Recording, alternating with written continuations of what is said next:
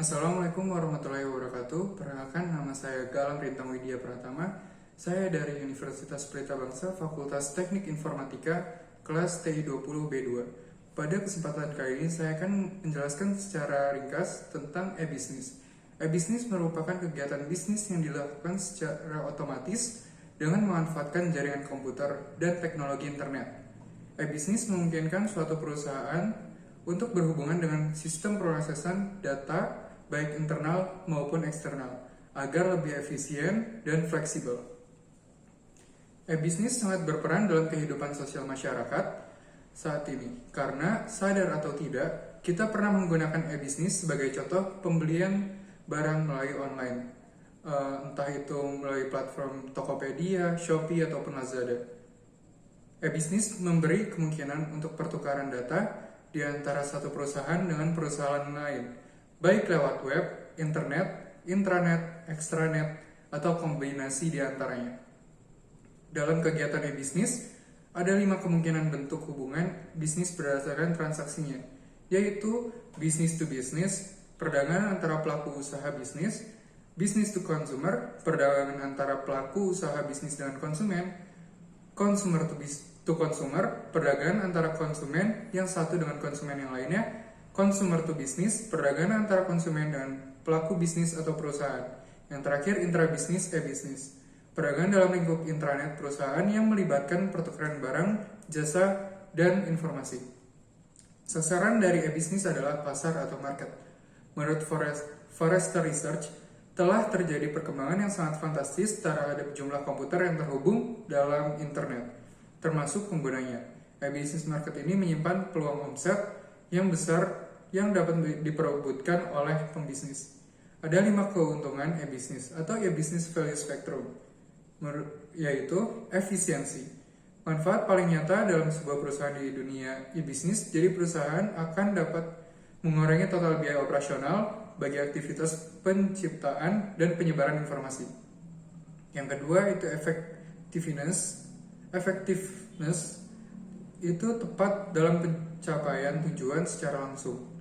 Yang ketiga, reach, perusahaan dapat memperluas jangkauan dan ruang gerak. Yang keempat, structure, yaitu terciptanya berbagai jenis produk-produk maupun jasa-jasa baru secara terstruktur. Yang terakhir ada opportunity, terbukanya peluang yang lebar bagi pelaku bisnis untuk berinovasi menciptakan produk-produk atau jasa-jasa baru akibat selalu ditemukannya e-teknologi baru dari masa ke masa. Di dalam pembangunan bisnis memiliki beberapa tahapan, diantaranya tahapan perencanaan. Pada tahap perencanaan ini diawali dengan pembuatan dan penyampaian proposal teknologi informasi yang memuat hal-hal pokok yang menjadi prioritas e-bisnis.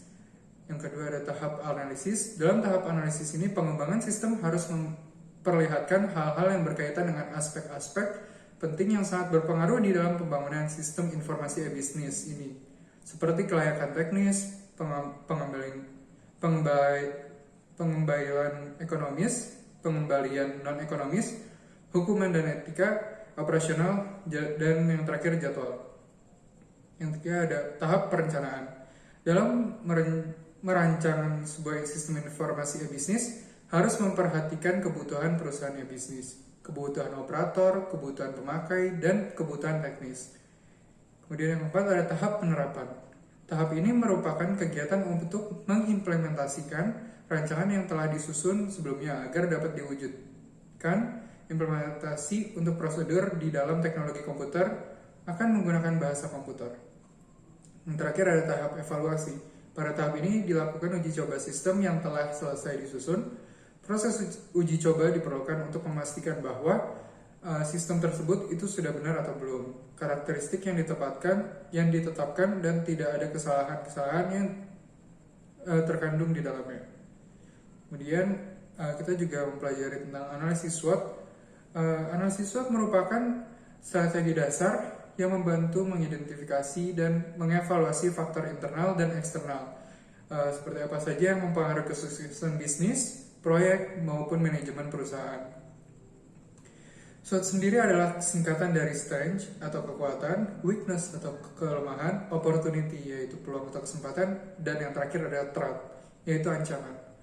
Tujuan dari analisis SWOT adalah untuk menilai masalah dan memanfaatkan situasi yang ada sebaik mungkin yang melekat pada bisnis tertentu.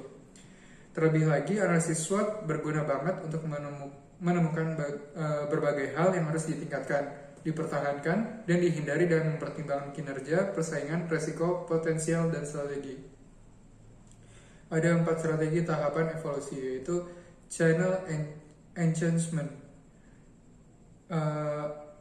Itu adalah pada tahap ini perusahaan menggunakan internet sebagai kanal atau saluran alternatif untuk berhubungan dengan mitra bisnis maupun pelanggan. Yang kedua adalah value chain integration. Value chain ini didefinisikan sebagai rangkaian proses atau aktivitas perubahan bahan mentah menjadi produk jadi. Kemudian yang tiga adalah industry transformation. Transformasi industri terjadi karena perusahaan yang telah mulai memanfaatkan peluang bisnis menyadari kekuatan dan kelemahannya. Dan yang terakhir adalah convergence. Konvergensi antara lebih dari satu industri terjadi karena perusahaan mudah berkolaborasi dan beroperasi untuk menciptakan produk-produk baru yang tidak mungkin dapat diciptakan tanpa adanya kerjasama tersebut. Kemudian ada jenis e-business. Jenis-jenis e-business yang pertama itu business to business. Pada jenis ini yang melakukan transaksi ialah objek bisnis suatu dengan objek bisnis lainnya. Istilah lainnya adalah transaksi yang dilakukan antar perusahaan. Kemudian consumer to consumer, konsumen memasarkan barang kepada konsumen lainnya. Yang ketiga, business to consumer, perusahaan atau bisnis yang menawarkan produk dan jasanya kepada konsumen secara langsung melalui transaksi elektronik. Kemudian yang keempat, consumer to business, konsumen atau individu ini menawarkan dan menjual produk atau jasanya kepada perusahaan dan organisasi. Yang kelima ada government to business. Pemerintah bekerja sama dengan sektor bisnis, perusahaan, atau swasta untuk melakukan interaksi secara daring atau online. Contohnya adalah pendaftaran perusahaan, pajak perusahaan, dan lainnya. Yang keenam adalah business to government. Pendekatan yang dilakukan ialah menggunakan strategi pemasaran terpadu. Di sini, pihak swasta atau bisnis menawarkan kerjasama kepada pemerintah dalam hal tertentu. Yang terakhir adalah government to government.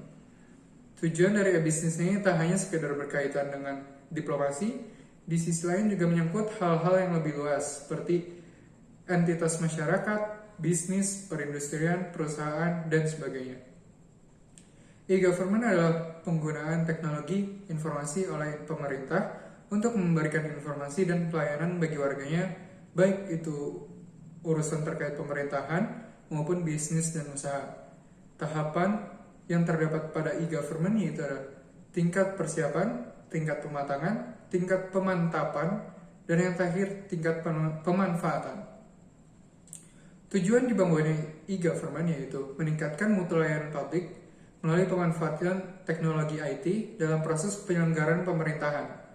Kedua, terbentuknya pemerintah yang bersih, transparan, dan mampu menjawab tuntutan perubahan secara efektif. Dan yang terakhir, perbaikan organisasi, sistem manajemen, dan proses kerja kepemerintahan. Sasaran pembangunan dan penerapan e-government yaitu untuk membentuk jaringan komunikasi di antara masyarakat, swasta, dan pemerintah lainnya yang dapat memperlancar interaksi, transaksi, dan layanan.